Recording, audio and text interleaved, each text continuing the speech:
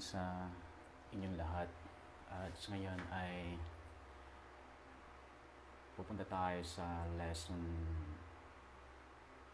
10 ng ating subject na mission and church planting. At nung nakaraan ay nabanggit ko sa inyo about definition of a disciple. At nakita natin doon sa definition na yun na ang pinaka-ibig sabihin talaga ng disciple is, isa sa mga ibig sabihin nito ay apprentice. Yung mga apprentice ay, yung mga kailangang matuto sa pamamagitan ng practical experience sa pangangasiwa ng mga skilled workers. So, kailangan sila matuto. At ang disciple ay ganon. Dapat matuto siya sa pangangasiwa ng mga skilled follower ni Jesus Christ. So, ibig sabihin yan ay kailangan talaga ng discipler.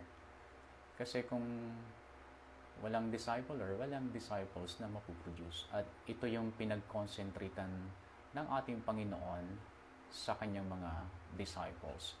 Ginawa niya silang, hindi lang disciples niya, kundi ginawa niya silang disciplers niya. Okay, so, nandun pa rin tayo sa topic na yon about discipleship today. So, ang title ng topic nito is Discipleship Today, which is the lesson 1. So, nasa lesson 1 na tayo. So, what is a disciple? Bibigay ko yung definition, another definition of disciple. A disciple is someone who is deeply and personally committed to Jesus Christ, manifesting the power and authority of the Lord in his life.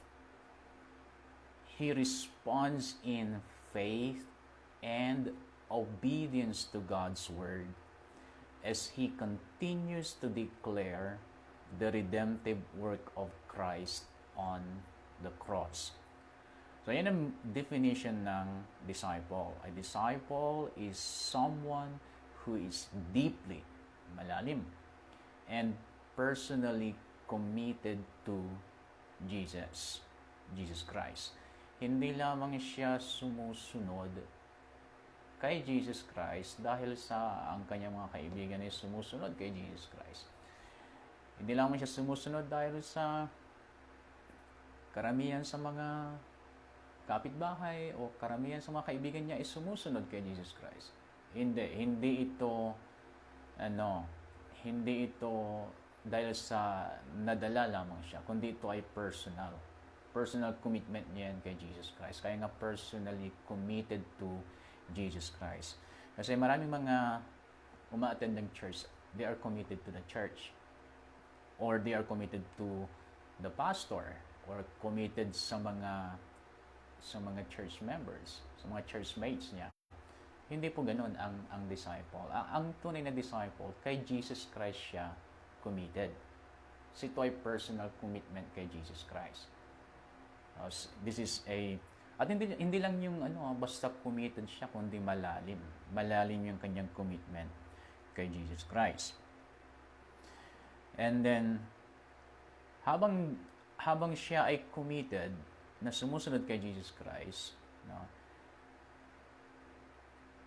nagmamanifest sa kanyang buhay yung kapangyarihan ng Panginoon at yung kapamahalaan ng Panginoon, the power and the authority of the Lord manifesting in his life. Hindi lamang niya ito nakikita sa iba, na sa buhay ng mga ibang mananampalataya ay yung power and authority ni Lord Jesus Christ ay nagmamanifest sa kanilang buhay. Hindi lang basta ito na-obserba niya sa ibang believers, kundi siya mismo, personal experience niya sa kanyang sarili, na siya talaga nagpapasakop, siya talaga ay hinayaan niya mag-flow sa buhay niya, yung power and authority ni Jesus Christ. Okay? So, at hindi siya napipilitan, no?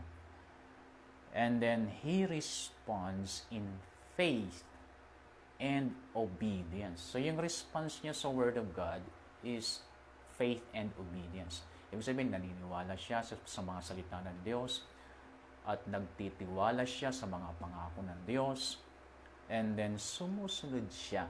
Kung naniniwala siya sa Word of God, so dapat lang na siya sumunod. Kasi pag hindi mo sinunod ang salita ng isang tao, ibig sabihin, hindi ka talaga naniniwala sa kanyang sinabi.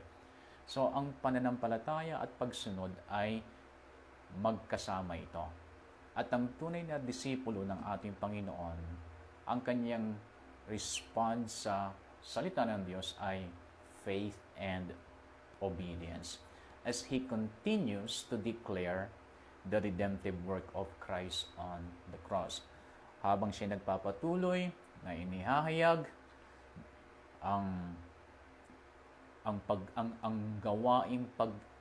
yung ginawa ni Jesus Christ na tinubos niya ang tao, kasama siya personally, kasama siya, yun ang kanyang ginawa doon sa cross ng Calvary. Habang pinagpapatuloy niyang gawin ito, then patuloy din siyang nagtitiwala sa salita ng Diyos at sumusunod sa salita ng Diyos. So, based on that definition of a disciple is someone who is deeply and personally committed to Jesus Christ, manifesting the power and authority of the Lord in his life. He responds in faith and obedience to God's word as he continues to declare the redemptive work of Christ on the cross. Based on that definition, do you think every Christian is a disciple? Base sa ating sa ating definition na tinatalakay, palagay mo, lahat ba ng tinatawag na Kristiyano ay disipulo na? Lahat ba ng mananampalataya ay disipulo na ni Kristo?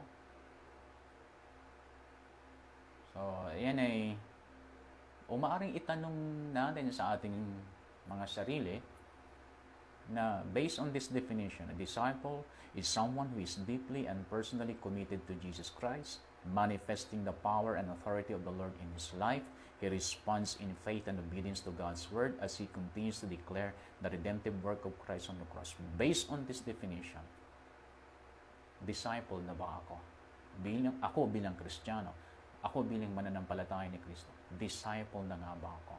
So, yan ay magandang katanungan sa ating sarili. And then, kung hindi pa ako disciple, then bakit? Why not? O kung ako ay disciple na, then bakit? Bakit ko kina-qualify ang aking sarili bilang disciple? Yan. So, na-define natin yung disciple. Ngayon, i-define naman natin yung word na discipleship. Disciple and then discipleship. So, what is discipleship? Discipleship is an intentional relationship in which a committed believer walks alongside his disciples in order to encourage, equip, and challenge them to grow toward maturity in Christ. So, ulitin ko. Discipleship is an intentional relationship in which a committed believer, sabihin natin yung committed believer na ito, he is a discipler. Discipleship is an intentional relationship in which a committed believer, a discipler, walks alongside his or her disciples. Walks alongside his or her disciples. For what purpose? In order to encourage, equip, and challenge them to grow. To grow for what? To grow toward maturity in Christ. So kapag ang isang committed believer, ang isang discipler, committed believer, ay sinasamahan niya, inaalalayan niya ang kanyang dinidisipulo para siya ay palakasin, para siya ay tulungang lumago, hamuning lumago, patungo sa kanyang pagiging katulad ni Kristo. Kapag nangyayari yon, nakita niyo nangyayari yon, then ano nangyayari noon? Ang nangyayari noon ay discipleship. So nagkakaroon ng discipleship kapag ang isang believer, committed believer, a discipler, kapag siya ay ginagabayan niya, kapag siya ay sinasamahan niya, inaalalayan niya ang kanyang disipulo para siya ay palakasin, para siya ay tulungang lumago, na maging kagaya ni Kristo, then ang nangyayari ay discipleship. So, base sa definition na yan, meron bang nangyayaring discipleship sa ating Christian life? Meron ba tayong inaalalayan? Meron ba tayong hinahamong lumago na maging katulad, kagaya ng ating Panginoon? Meron ba tayong pinapalakas? Meron ba tayong tinutulungan na maging tagasunod din ni Kristo? At syempre, sagutin niyo yan sa inyong sarili. So what do you think is the main goal of discipleship? What is the main goal of discipleship? Siyempre, it is not learning more programs and strategies, teaching more Bible studies. Pero importante yung mga bagay na ito. Importante yung programs, strategies, Bible studies, importante yung mga yan. But the ultimate goal of discipleship is Christ-likeness. Okay, walang masama kung tayo ay nagtuturo at sana yung pagtuturo natin, ang kanyang purpose is to make believers become more like Christ. Walang masama kung tayo ay nagsiserve, pero sana ay mauna muna yung pagiging Christ-like natin. Nasa ganun may foundation yung pagsiserve natin. Kasi maraming nagsiserve sa lahat ng churches, maraming nagsiserve na hindi naman talaga naging Christ-like yung kanilang pagkatao. At hindi po magiging effective yung pagsiserve nila. Ang mangyayari diyan is magiging parte lang ng routine ng buhay nila, pero walang tunay na pinaghuhugutan yung pagsiserve nila sa Lord. Maaring nagsiserve sila doon dahil sa nandun yung mga kaibigan nila, or nagsiserve sila doon kasi boring na sa bahay, matagal lang naka-lockdown. So, magiging ganon yung mga resulta ng pagsiserve o pinaghuhugutan ng pagsiserve nila sa Lord. Iba talaga yung yung nagsiserve ka sa Lord, nagsiserve ka sa Kanya, una sa lahat, naging kagaya mo muna siya. Nahubog ka muna na katulad niya. So, may foundation. At doon sa iyong pinagsuservan, hindi ka nakaka-offend. Kasi, hindi nakaka-offend yung pag na-mold ka in the character of Christ. Pag na-mold sa'yo yung fruit of the Spirit, hindi ka nakaka-offend. So, kapag hindi nangyayari yun sa buhay ng isang Kristiyano, ito yung mga nakaka-offend sa loob ng church, at maging sa labas ng church, at wala silang pakialam kung sino sasaktan nila. Wala silang pakialam. Ngayon, okay lang na maging ganun yung ating mindset na hindi tayo naapektuhan kung ano yung iniisip ng tao patungkol sa atin. Mahalaga yon, kasi hindi naman tayo nagsiserve sa tao kundi sa Diyos. Pero kung na-offend ang mga tao sa iyo dahil sa hindi na mold ang character ni Jesus Christ sa iyo, ay ibang usapan yon. So make sure na ang mga tao ay hindi na-offend sa'yo. At mas maganda kung mag-build ka ng bridge para malaman mo kung ikaw nga ba ay nakaka-offend sa kanila. At maganda kung malaman mo kung anong area, kung saang area sila na-offend sa'yo. Nang sa ganun ma-develop yung pagkatao mo. Kasi ang ano diyan, ang masaklat diyan kung hindi na de-develop yung ating personality. Kung matagal na tayong Kristiyano, nakaka-offend pa rin tayo at wala tayong kalam-alam na open na pala sila sa atin. Mas maganda na yung malaman mo kung ano talaga yung pagkakakilala nila sa iyo. Malaman mo kung ano talaga yung pagkakakilala nila sa iyo. Maganda kung mag-reach out ka sa kanila. Ito malaking malaking hamon sa atin to.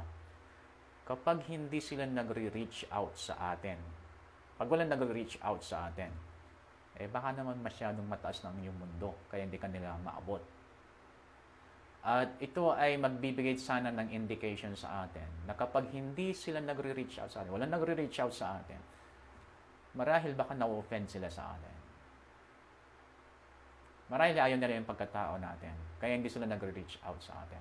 So kapag walang nagre-reach out sa iyo, then try to reach out sa kanila. And then humanap ka ng pagkakataon na malaman sa kanila kung ano yung mga dapat alisin, dapat baguhin. Tanong mo, sis, Brad, gusto ko kasi mag-develop yung aking personality, maging kagaya ni Kristo. Palagay mo, ano pa yung area ng aking buhay na hindi pa nakikita si Kristo? Mas maganda pagharapin mo yung katotohanan kaysa wala kang idea. Bakit hindi sila nag-reach out sa'yo? Yan pala, na-offend na sila sa'yo. So, napakahalaga yon. And then, the ultimate goal of discipleship is Christ-likeness. Napaka-importante. That is the goal of discipleship. The goal of discipleship is not to have a program. Not to add another program sa church. No. The goal of discipleship is Christ-likeness. Kailangan mag-duplicate si Jesus Christ doon sa dinidisipulo natin. Hindi yung sarili mo ang i-duplicate mo. Kasi alam nyo, marami kayong mapapansin sa tunay na church at sa mga religion. No? As in talaga yung kanilang mga members, yung kanilang mga followers ay na-duplicate sa kanila yung kanilang founder. At na-duplicate sa kanila yung kung sino yung kinikilala nilang mga leaders. Kaya pag tingin mo sa kanila, doon pa lang sa kanilang pananamit, alam mo kung anong relihiyon ka agad. Doon sa kanilang pananalita, doon sa ayos ng kanilang buhok, doon sa paghawak nila ng Biblia, alam mo kung sino yung pastor niya. Alam mo kung anong relihiyon sila. Diba? So, ibig sabihin nito, na-duplicate sa kanila yung pagkatao ng kanilang leader. Siguro, wala namang masama kung may ma-adapt tayo sa ating mga leaders, pero kung kopyang-kopya, mali talaga yung ating sinusundan. Ang dapat ma-duplicate sa atin ay si Jesus Christ. Ewan ko nga ba sa mga maraming Kristiyano, ang tagal-tagal ng Kristiyano, hindi pa rin nakikita si Jesus Christ sa kanila. Wala pa rin tunay na love, wala pa rin tunay na joy, wala pa rin tunay na peace, wala pa rin tunay na gentleness, wala pa rin tunay na kindness, wala pa rin, hindi pa makita yung fruit of the Spirit sa kanila. Samantalang ang tagal-tagal na nilang Kristiyano. So, ito yung nagpapakita na walang discipleship making na nangyayari. Nagkakaroon lang ng activity, nagkakaroon lang ng kung ano-anong mga programa sa church, pero yung ultimate goal of discipleship ay hindi nagaganap. So, ito ay pagkaligaw ng landas. Kasi ang pinaka-main talaga is Christ-likeness. Discipleship talaga. Ang pinaka-main. Dahil pagka naayos ang flow ng discipleship, so mapuproduce ang mga maraming matured believers, ang epekto niyan sa worship, matindi. Matindi ang epekto ng maraming disciples na nagsama-samang mag-worship sa Lord. Ang epekto niyan sa mga ibang ministry pa, matindi. Pero ang problema kasi, inuuna natin yung mga ministries, inuuna natin yung mga programs, inuuna natin yung ng kung ano-ano. Pero yung pinaka-main talaga, yung pinaka-main event, which is Christ-likeness, hindi nagaganap, kaya hindi tuloy effective yung worship, hindi effective yung mga activities. Kung epektibo man, hindi na ma-maximize. Bakit? Kasi naliligaw tayo ng landas. Ang sekreto ng tagumpay ng lahat dyan is Christ-likeness. Kung Christ-like yung nag-lead, Christ-like yung mga nag-assist sa Kanya, and then nag-produce sila ng mga Christ-like believers, yan ang sekreto para maging matagumpay lahat ang ginagawa natin. At hindi lang yun, maging yung personal life mo, maging yung mga iba pang aspeto ng buhay mo, damay yan, maaapektuhan yan, magiging in a positive way, magiging matagumpay ka. Yung mga hindi nadi-disciple, mahirap magtagumpay talaga ang mga ito. Kung magtagumpay man sila, hindi sila mananatili sa taas. Hindi sila mananatili sa tagumpay. Babagsak at babagsak sila. Ganun kalaga talaga ang discipleship or Christ-likeness. When someone makes a decision for Christ, he is not at the finish line, but just at the start. Pero pag tayo ay umakto, kapag may tumanggap sa Panginoon, akala natin doon na nagtatapos. Kaya wala na tayong iniisip pang plano na i-follow up yung mga tumanggap sa Lord. Kasi akala natin, yun na yung katapusan. Akala natin, tapos na yung trabaho natin. So, iniaasa na lamang natin sa Kanya lahat na gagawin niya ang susunod. Hindi niya magawin yung susunod kung wala tayong gagawin. Katulad ng sanggol, kapag ipinanganak ang sanggol, hindi mo pwedeng iasa sa Kanya na, bahala ka na. Ipinanganak na kita, ikaw nang bahalang humanap ng pagkain mo. Pakainin mo ang sarili mo, ayusin mo ang sarili mo, paliguan mo ang sarili mo, maglakad ka kaagad para makuha mo yung mga bagay na dapat mong kunin at makapunta ka sa dapat mong punta. Hindi mo pwedeng iasa yon sa sanggol na ipinanganak. Ang may responsibilidad nun para gawin doon sa sanggol ay yung nagpanganak. Or kung kanino siya ipagkakatiwala. So, yun ay umpisa pa lamang, hindi pa nagtatapos. Through the process of discipleship, a disciple is encouraged, equipped, and challenged to become more like Christ. So, what must a disciple do in order to become more like Christ? Kung ang discipleship is Christ-likeness, then what must a disciple do in order to become more like Christ? Siyempre, makikita natin yan, una sa lahat, sa Luke chapter 9, verse 23. Luke chapter 9, verse 23, tinan natin doon. Luke 9:23. Ito sabi niya. Then he said to them all, If anyone would come after me, he must deny himself and take up his cross daily and follow me. So, tinan yung word na if. The word if tells us about what Christ is asking us to do. Jesus is acknowledging our freedom to choose and make a decision for us to become His disciples by following Him. So, ibig sabihin nito, hindi niya binabypass yung ating freedom. Kaya nga niya sinabing, if anyone would come after me. So, ibig sabihin ito, hindi ito sapilitan. Hindi tayo pinipilit ni Lord na maging disciple niya. Pero binigyan niya tayo ng opportunity to become. At nandoon yon sa word na if. Kung gusto mo lang. Hindi kung gusto mo lang. Pero kung hindi mo gusto, hindi mo lang magagawa ang Panginoon. Kasi, alam naman na matutuwa siya na napipilitan ka lang na magmahal sa Kanya. Napipilitan kang sumunod lang sa Kanya. Hindi matutuwa ang Panginoon pagka ganun. Kayo nga, hindi kayo natutuwa kapag napipilitan lang yung taong sumusunod sa inyo. Mas maganda nang wag nang sumunod kaysa napipilitan lang siya, di ba?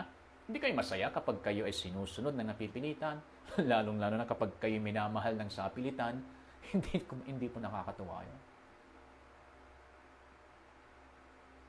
At syempre, ganun ang Panginoon dahil may feelings ang Panginoon. Ang nais niya yung talagang pipiliin ng isang tao na mahalin siya. Pipiliin ng isang tao na sumunod sa Kanya. Yung hindi siya napipilitan. So what do the words if tell us about what Christ is asking us to do?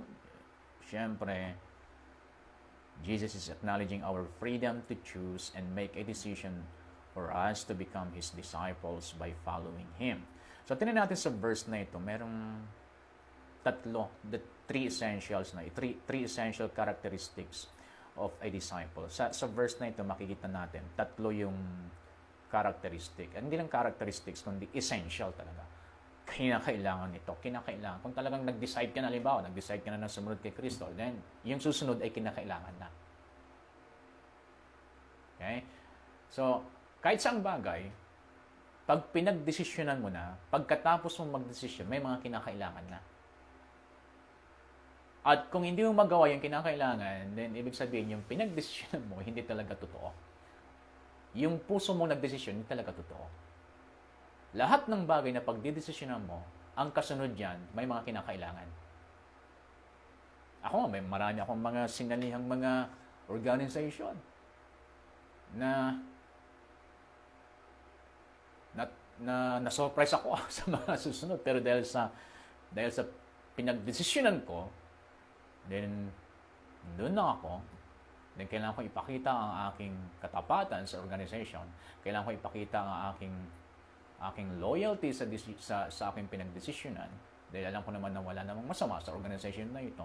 Then yung mga susunod, although minsan mabigat, pero dahil sa nagdesisyon na ako, then kinakailangan na. Kinakailangan na. So, kapag nagdesisyon ka to become a follower of Jesus Christ, then yung mga susunod ay kinakailangan na. Number 1, a disciple must deny himself. Nako, yung pinakamahirap sa lahat, yun ang pinakauna. A disciple must deny himself. Yan ang pinakamahirap. Yan ay naobserbahan ko sa lahat ng mga tao. Yan ang pinakamahirap. And actually, marami sa mga kilala ko ay dyan nag-uugat ang kanilang problema. Minsan lang hindi ko sila maprangka, pero I'm trying my best na maipakita sa kanila sa Word of God na ang pinaka-main reason ng kanilang problema is selfish sila. At hindi sila aware sa pagka-selfish nila. So, kapag ang isang tao hindi niya may deny ang kanyang sarili, then hindi siya pwedeng maging disciple ng Jesus Christ. Sa Greek, the term deny means to say no to something. And in some instances, to refuse someone. Yan ang ibig sabihin ng deny. To say no to something or to refuse someone. To deny something or to refuse someone. So what does it mean to deny oneself? What does it mean to deny oneself? Sa inyong buhay, nasubukan nyo na bang yung isang sitwasyon ng buhay ninyo na kailangan mong i-give up ang isang bagay o kailangan mong i-give up ang isang tao? Di ba ang hirap? Kung na-try nyo na yan, kailangan mong i-give up para sa isang mas mahalaga. Alam mo mahalaga siya. Alam mo mahalaga ito. Pero merong mas mahalaga kasi. So para makuha mo yung mas mahalaga, kailangan mong i-give up yung mahalaga sa'yo. Na-try nyo na yan. Siyempre, nasubukan nyo na yan. So while denying yourself may involve denying yourself some things, then this is not what Jesus meant. Neither does it mean denying your self-worth or your feelings. To deny oneself means in every moment of your life, you are to say no to self and yes to God. In every moment of your life. Every moment of your life, then you are to say no to yourself and yes to God. Ito ibig sabihin, to dethrone self. To dethrone self and enthrone God, so that God becomes the dominant passion and force in your life. Iyon ang ibig sabihin ng denying yourself. At kinakailangan. Hindi ka pwedeng maging disciple kapag hindi mo magagawa yan. Hindi ka pwedeng maging follower ni Jesus Christ kung hindi mo magagawa yan. To deny oneself means in every moment of your life, you are to say no to self and yes to God. To dethrone self and enthrone God, so that God becomes the dominant passion and force in your life. Yan, tinan niyo yung comparison ng dying to self and living for self. Dying to self, that means dying to self. Denying yourself, it means dying to self. No? And living for self. Tinan yung number one comparison. Pag dying to self, ibig sabihin your heart devoted to God. Heart is devoted to God. But if you are living for yourself, your heart concerned with yourself. You're always concerned with yourself. Your career, your finances, your job, your loved ones. But if you are dying to self daily, your heart is devoted completely to God. Number 2 is dying to self, sila ay humble. Pero pagka living for self, sila ay proud. So, sa sarili niyo, sukatin niyo. Are you humble or are you proud? Kasi pag humble ka, you're dying to self. Kapag proud ka, you're living for self. Number 3 is servant heart. Those who are dying to self, they have servant heart. Pagka living for self, sila ay self-serving heart. Servant heart, self-serving heart. Another is, if you're dying to self, lagi mong tinitingnan yung for God's glory, for the glory of God. You're always aiming for the glory of God. Lahat ng ginagawa mo, this is for the glory of God. Lahat ng nasa iyo, it's for the glory of God. Pero pag living for self, it's all for my glory.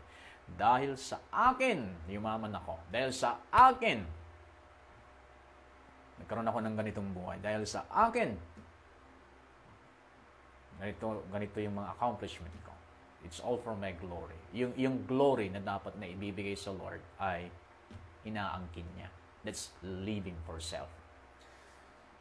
Another is God's kingdom. Siya ay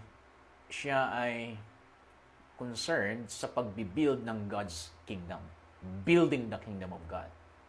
Pero pagka living for self, you always say, my kingdom. My kingdom. Another is trust in God's plan. Pag living for self, trusting in your own plan. Dying to self, you're trusting in God's plan. If you're living for yourself, you're trusting in your own plan.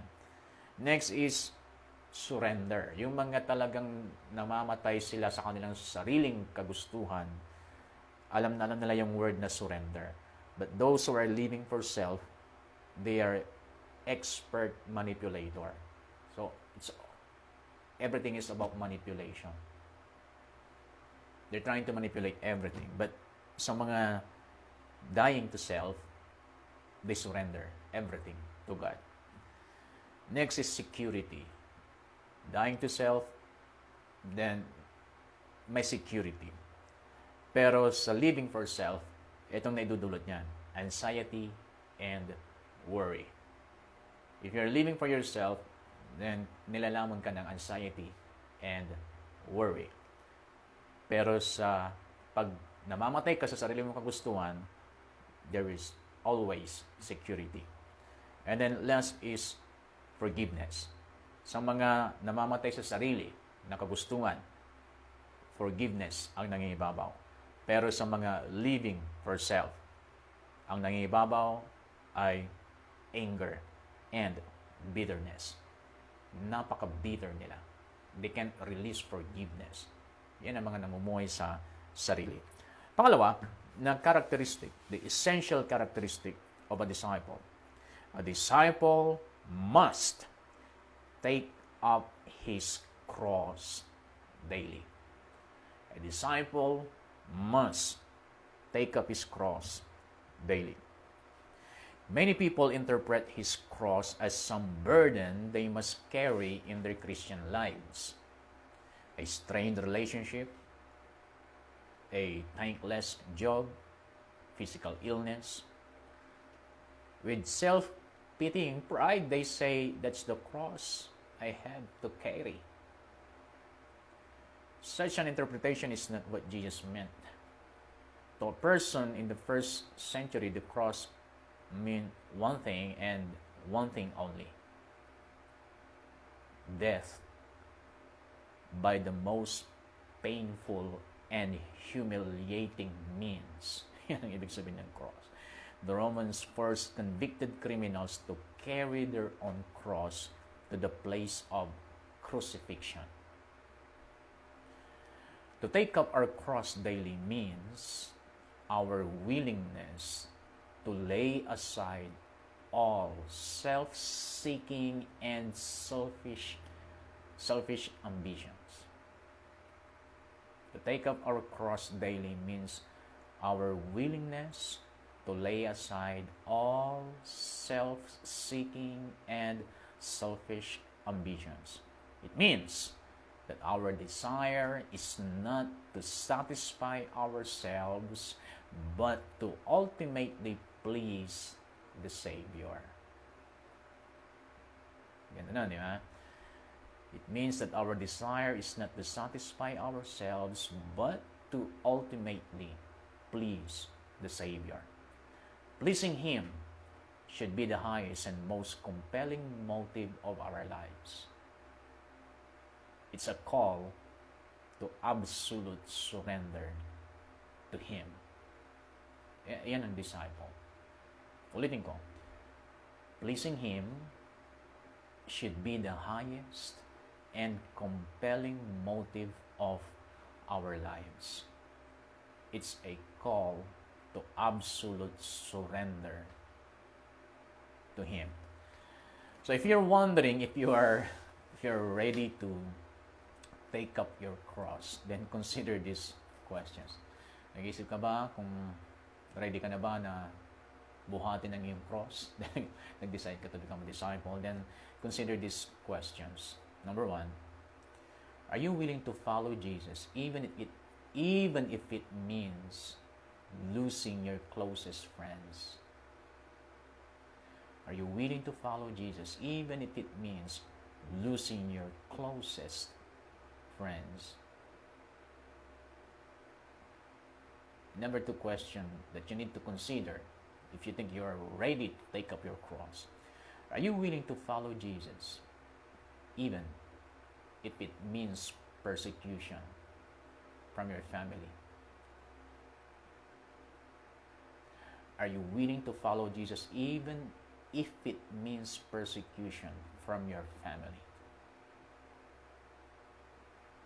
Another question that you need to consider if you think you're ready to take up your cross. Are you willing to follow Jesus even if it means losing your reputation? Matindi yan. Are you willing to follow Jesus even if it means losing your reputation? Next is, are you willing to follow Jesus even if it means losing your job? Tumitindi. Paano kung yun ang pinaka-source of income mo? At yun lang yung source of income mo? Are you willing to follow Jesus even if it means losing your job? Are you willing to follow Jesus even if it means losing your own life?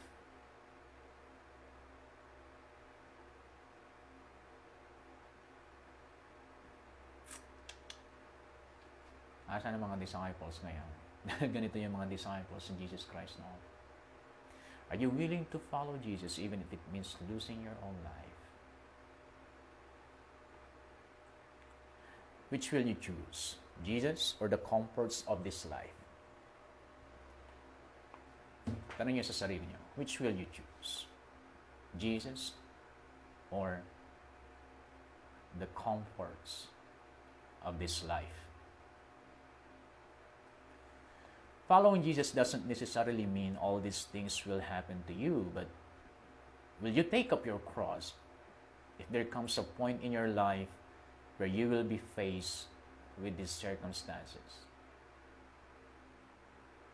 If ever lang na darating kayo sa point na ganito, are you willing to take up your cross? Are you willing to choose Jesus? Are you willing to follow Jesus? Kahit sino pa yung mawala, kahit ano pa yung mawala, gaano man kasakit sa iyo, are you willing to follow Jesus?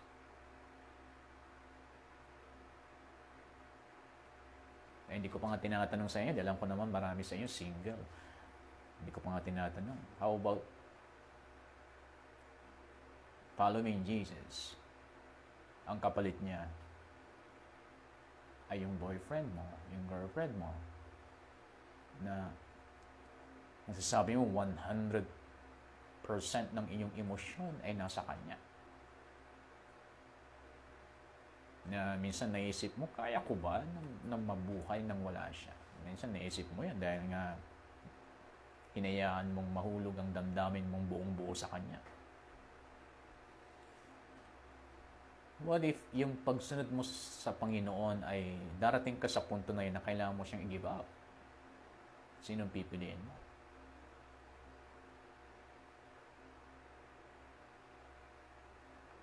Matthew 16:25, sabi niya, "For whoever wishes to save his life will lose it.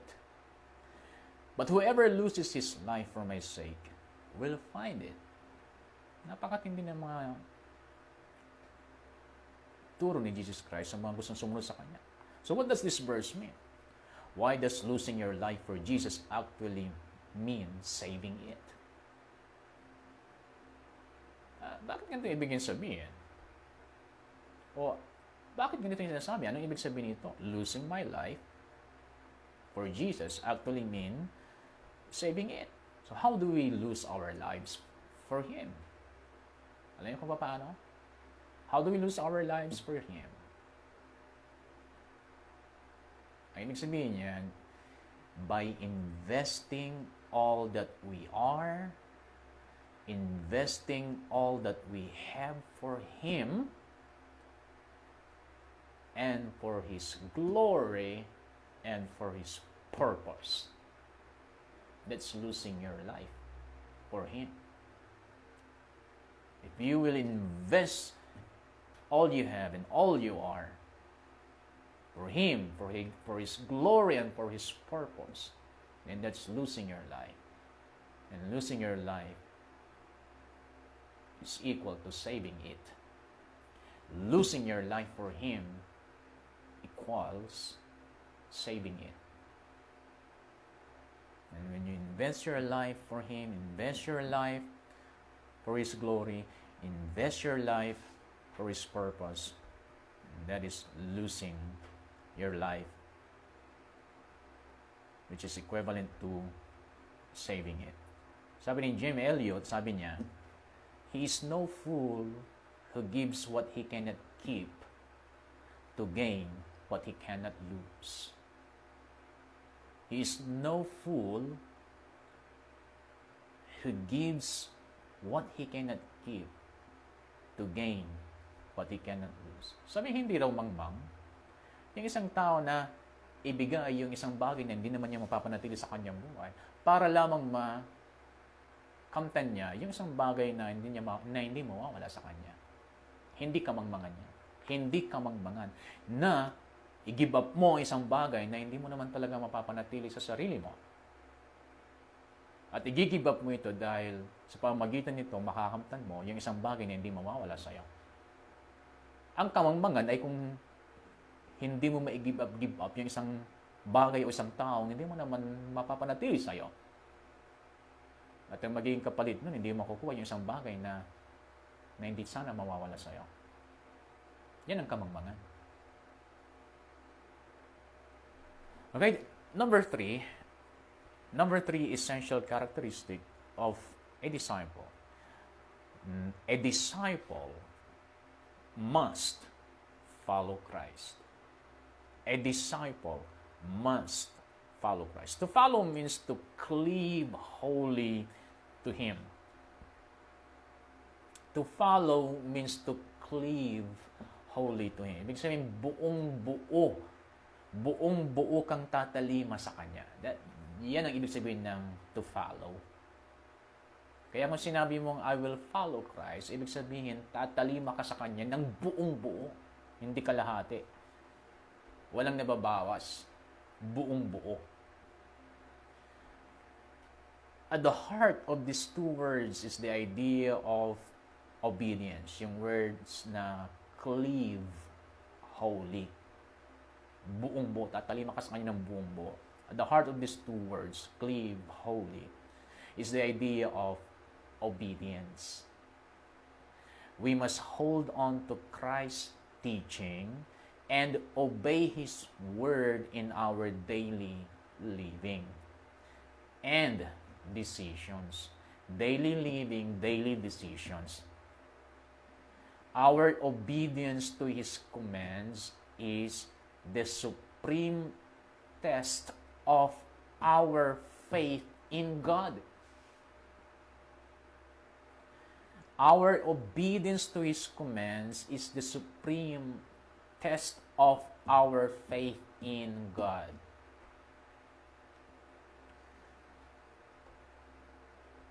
Often Christians think they need to know the entire Bible before they can begin to obey it.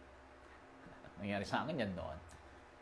Kala ko para maging tunay na Kristiyano, kailangan kong malaman lahat ng sinasabi ng Biblia para masunod ko ang lahat. However, the more important thing we are to consider is, what is the Lord asking me to obey today? Dahil nga daily yung ating pag-take up ng ating cross, daily yung ating obedience sa Kanyang salita. And then, ibig sabihin yan, what is the Lord asking me to obey today? Hindi niya hiniling sa akin na sa araw na ito, sundin ko lahat ng nasa Biblia, from Genesis to Revelation. Hindi ganyan ang ibig sabihin niya kapag daily living for Christ, daily obedience for Christ. Ang ibig sabihin niya is, sa araw na ito, bukas, ano ang nais ng Diyos na susundin ko sa Kanyang salita bukas?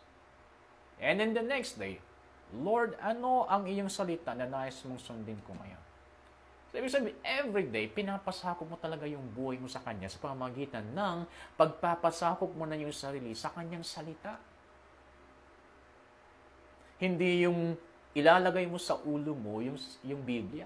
Ilalagay mo sa ulo mo yung lahat ng nilalaman ng Biblia pero wala ka namang nasusunod. Hindi ganun ang ibig sabihin ng follower ni Jesus Christ. Hindi ganun ang ibig sabihin ng ng obedience sa kanyang salita. Every day, you are asking the Lord ano ang kanyang salita na nais niya na sundin mo sa bawat araw. So actually, madi-describe natin ang discipleship na mahirap pero madali. Madali pero mahirap. Yan talaga ang disciple.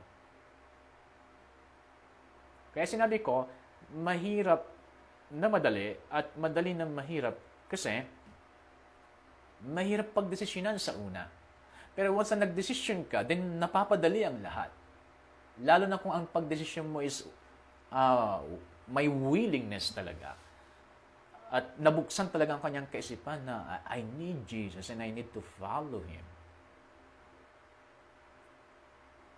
Okay? Mahirap pagdesisyonan, pero once na nagdesisyon ka na with all of your heart, napapadali.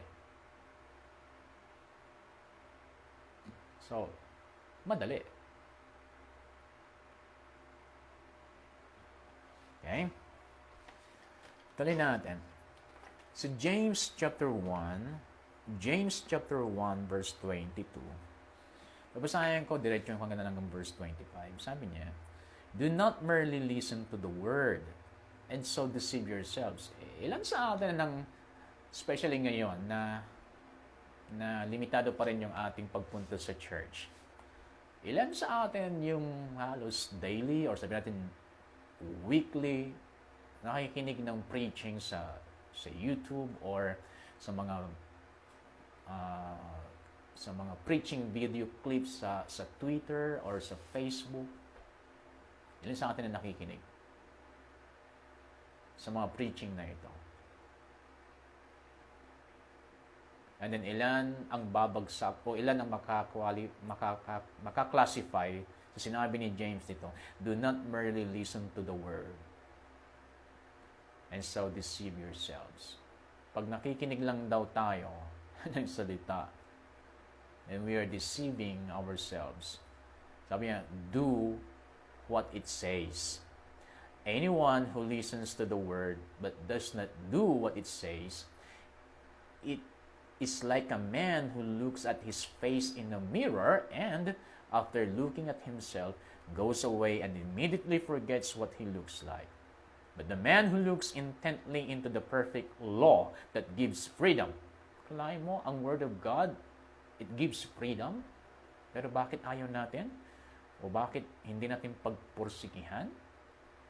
And continues to do this, not forgetting what he has heard, but doing it. Ano mangyayari sa kanya? Pag ginagawa niya yung kanyang pinapakinggan, sabi niya, he will be blessed in what he does. He will be blessed. Ngayon, ang problema sa atin, we are not doing the Word of God because we are chasing the blessing. Maraming Kristiyanong ganyan. They are chasing the blessing. That's why they have no time for the Word. Baliktad, di ba?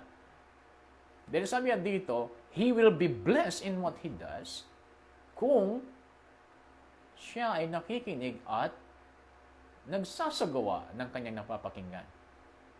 Automatic, siya daw ay mabibless sa kanyang gagawin. Siyempre, kabaliktaran, parehas din yan. Kapag hindi mo isinagawa yung pinapakinggan mo, instead of blessing, then there will be a curse. So, what is the danger of continuously studying the Word without actually doing what it tells us? Palagay nyo, ano ang danger niyan? Alam nyo na yan, kung anong danger. Kapag nakikinig ka, pero hindi mo isinasagawa. Dinescribe mismo ni James. How has obedience brought blessings to your life? Mayroon ba kayong matatandaan sa buhay ninyo that because of your obedience to the Word of God, then kayo ay na-bless? Hindi naman sa binabayaran nyo yung blessings of God. But and keep in mind that blessings do not always mean material things. Baka pag sinabi natin blessing, akala natin material things lang yung tinutukoy natin. Hindi po ganon. Pero sa inyong buhay, kapag kayo'y nag-obey sa Word of God, hindi pwedeng mag-obey ka sa Word of God na walang kasunod na kagalakan. Every disobedience sa salita ng Diyos, nagkukause yan ng inner pain. Nasasaktan ka lang pag hindi mo sinusundan ang salita ng Diyos. Ikaw mismo masasaktan. Kaya, ang blessing sa pagsunod ng salita ng Diyos, ang blessing sa pagsunod sa salita ng Diyos, is real joy. Kaya hindi mo makikitang nalulungkot yung mga talagang sumusunod sa salita ng Diyos. Yung mga nawawalan ng kagalakan, mayroong connection ang inyong pagsunod at hindi pagsunod sa salita ng Diyos.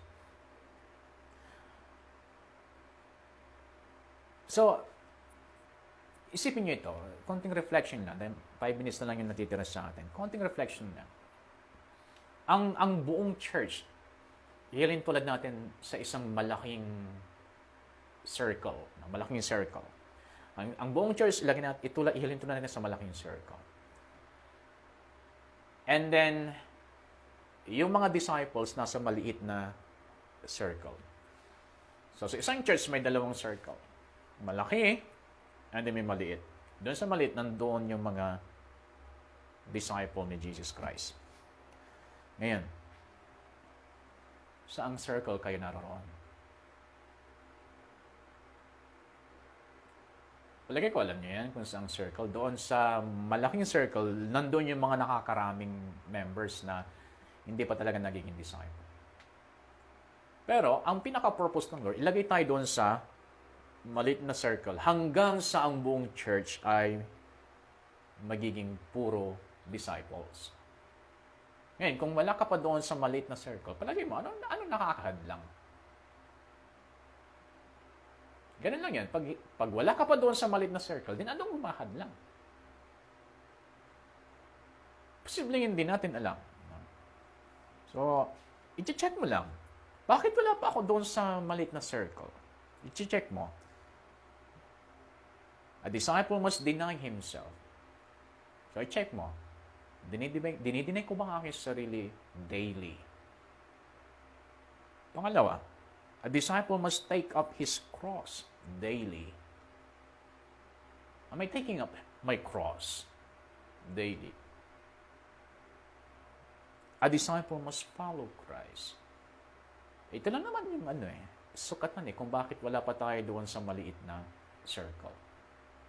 Pero noon pa man, pinlano na ng Lord na pumasok ka doon sa maliit na circle. Kasi nakasulat doon sa Romans chapter 8 na noon pa man, bago pa niya nilikha ang mundo, pinlano na niya na ang bawat isa ay maging kagaya niya. Pero, involved pa rin yung ating pagpipili.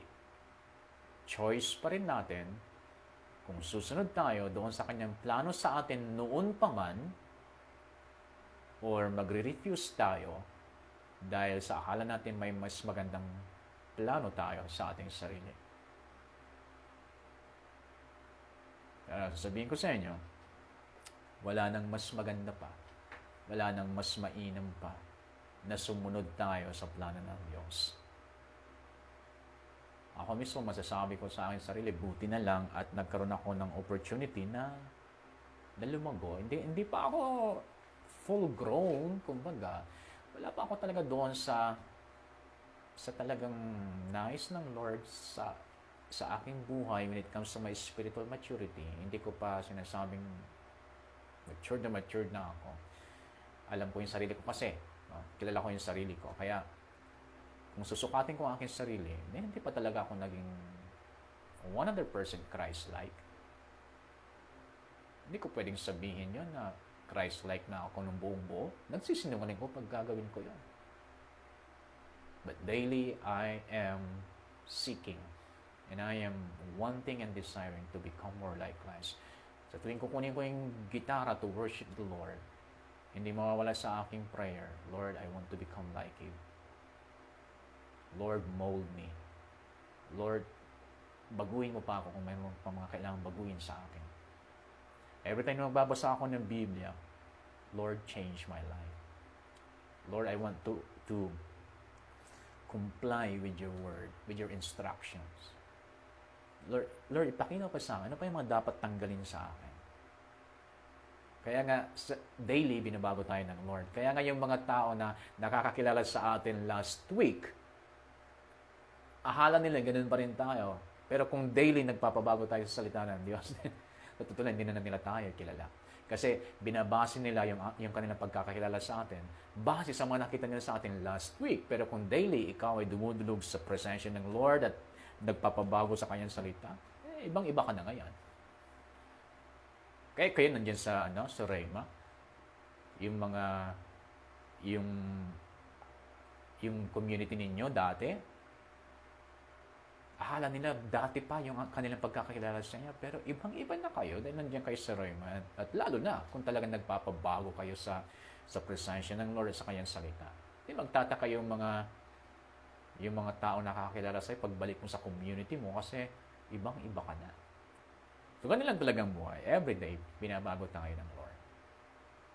At habang wala pa siya, tuloy ang pagbabago. Habang wala pa siya, tuloy ang paglago. Hindi yan hihinto. Okay? So, sa ngayon dito muna tayo magtatapos. Your blessings again.